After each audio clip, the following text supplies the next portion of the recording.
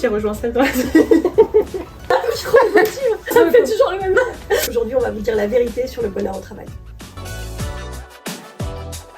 Ça veut dire Chief Happiness Officer. Responsable du bonheur en entreprise. Evelyne, je suis brand manager CHO CSE chez JH depuis 2018. Multiples casquettes. Je suis Camille, chargée de projet à l'agence et je rejoins le CHO depuis 1 an et demi.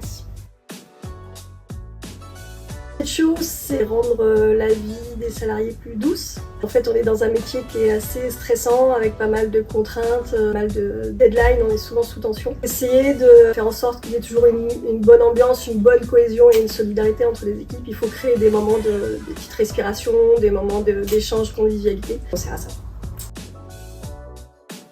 Moi, quand je suis arrivée chez JH, le CHO, il était tournant. C'est-à-dire que c'était une personne par mois.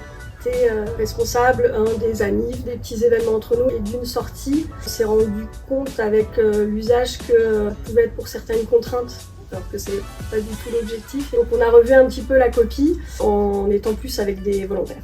J'ai toujours aimé ça, organisation comme ça, surprise, ça me plaisait bien. Donc je m'y suis collée une première fois, une deuxième fois. CHO, j'avais 2 idées. Du coup, j'ai fait 2 CHO.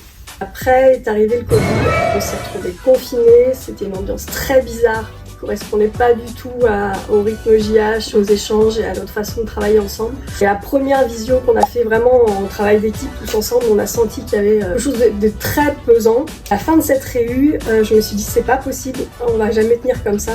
Et donc j'ai fait un petit mail aux garçons. Je leur ai proposé d'être un CHO confiné, un choc. Histoire de créer des moments entre nous malgré le Covid, malgré le confinement. Ça a bien fonctionné. On a fait pas mal de petits trucs, des cours de cuisine, des vidéos anniversaires pour les uns et les autres. Voilà, ça nous a permis de bien tenir pendant cette période difficile.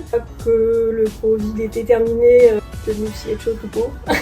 T'as un peu sauvé le moral des troupes aussi. Je suis arrivée dans l'agence en août 2019.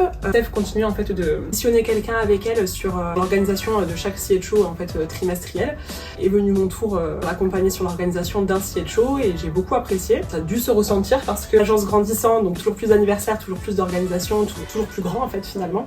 Elle a eu besoin d'un petit coup de main et j'ai accepté avec grand plaisir de la seconder.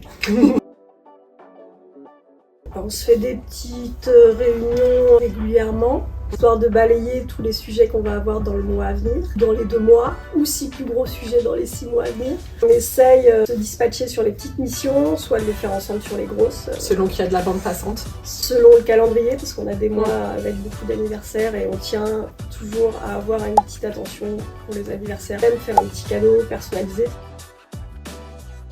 On a nos petits tips, notre note, notre tout. On a les oreilles qui traînent. Nos infiltrés aussi. On a nos indices. On essaye de se creuser un peu pour avoir un petit cadeau et une petite, comme on aime bien manger chez GH, toujours un petit truc à manger qui correspond aux envies de chacun. On s'organise sur le CHO comme pour un projet client. On se fait vraiment des réunions assez régulières, on se dispatche les éléments, on essaye d'avoir un planning à l'année. On arrive à prendre de l'avance ou pas, mais en tout cas, on s'organise quand même, on essaie d'anticiper un maximum. On fait notre petite sélection, on fait ça avec Go, et après on close.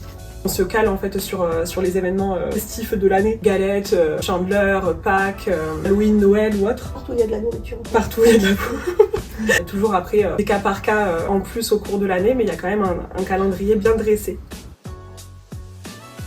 Une grosse sortie par trimestre qu'on aime tant que possible faire à l'extérieur, faire ensemble des nouvelles activités, ça peut être sportif, ça peut être culturel, ça peut être juste de la détente, il n'y a pas de contrainte, sauf de ne pas se mettre en danger personnel, ni autrui.